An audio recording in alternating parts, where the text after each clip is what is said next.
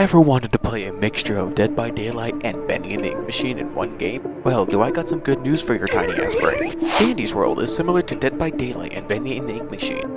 Except there's no ink demon trying to turn you into bacon soup just to be rotted, and there's no killers who have godlike abilities that could just break the game in your temper when it hooks onto you like a fisherman.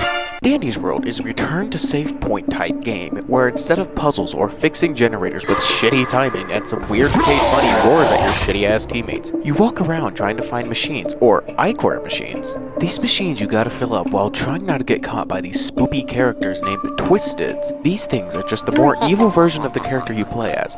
The more you progress in the game, the more the voices get louder, and they keep telling you to drink the burnt water from the underground in Sweden. But before we get deeper into the hellhole that is Dandy's World, first you get the option to either be a bubble or a music box. Personally, I go for Poppy since your ass probably doesn't play Roblox much. Or you have friends who hate entertainment and prefer to waste their time and currency growing a garden and losing more brain cells than a Shih Tzu with sticks. When choosing your character, you get to see the lobby that this game calls Garden View, and when walking up to the counter, you get to meet the rainbow flower himself, Dandy. Dandy is your go-to man for character licenses, trinkets, skins from the dam, and game passes that doesn't behave like a fucking battle pass, but is just more skins. As we check the licenses, we get see at least 35 characters, and the only character we can't play is the rainbow flower himself.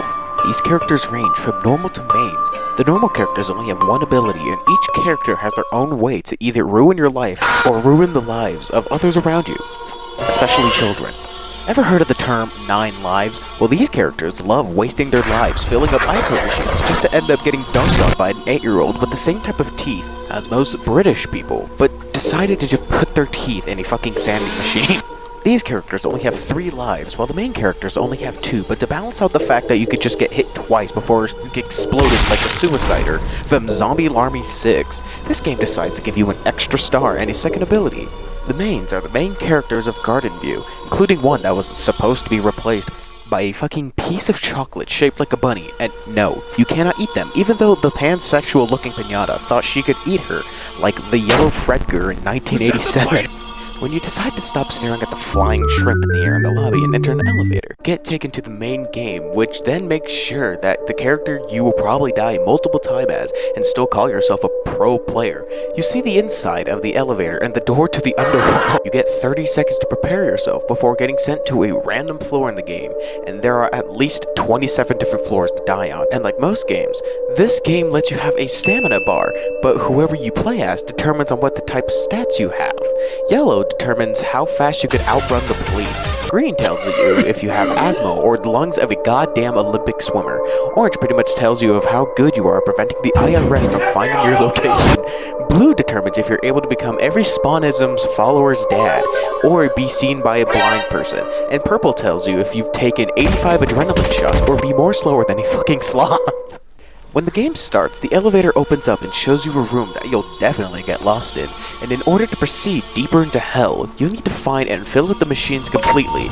Remember when I said that the game was similar to Dead by Daylight? Well, that's because this game has a fucking skill check. Skill checks in the game are to either help you or to make your run a living hell. When you get silver, nothing happens, but when you get the gold part, it slightly fills up like it's any better while your teammates are dying or losing hearts like a drunken stepdad when it comes to alcohol. As you continue into the game, you'll end up finding tapes, which is your currency, when Dandy appears with his shitty-ass items that you could find literally in the next floor. But if you play as the Strawberry, the Cake Roll, the Crying Child from Five Nights at Freddy's, the British, or the French, then these tapes will help you on your run, especially the French and British. You're able to gain tapes by doing tasks, finding the imposter, consuming items like a diabetic child, going to the next floor, getting iCore capsules, or just finding tapes on the floor. When you finish all the machines, you only have 30 seconds to head back to the elevator while keeping the Twisteds away as they move faster than Sonic on steroids. Failing to reach the elevator, and a random force just makes you explode like if you held down Y while playing Battle Lock Cinema. If you do make it to the elevator, Dandy or a bunch of weird-ass cards will appear. The cards appear on odd floors, while Dandy appears on the even floors.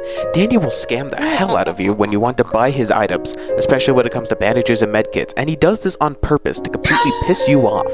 Don't buy any of his items, and there will be a chance where he will appear and make you feel like you're playing the Joy of Creation story mode. Twisted Dandy is able to hear you miss a very simple skill check, hear you finish Machine, and will go to it like if you messed up, but he isn't fast. Unless you ran out of stamina, then you're on your own. The worst part is that he is a lethal, meaning no matter how many hearts you have, he will one-shot you like if he added halves to make himself feel better. If you survive him and it was on an odd floor, he will appear again, acting like nothing happened as you're scared shitless, since he could just kill you whenever he wants.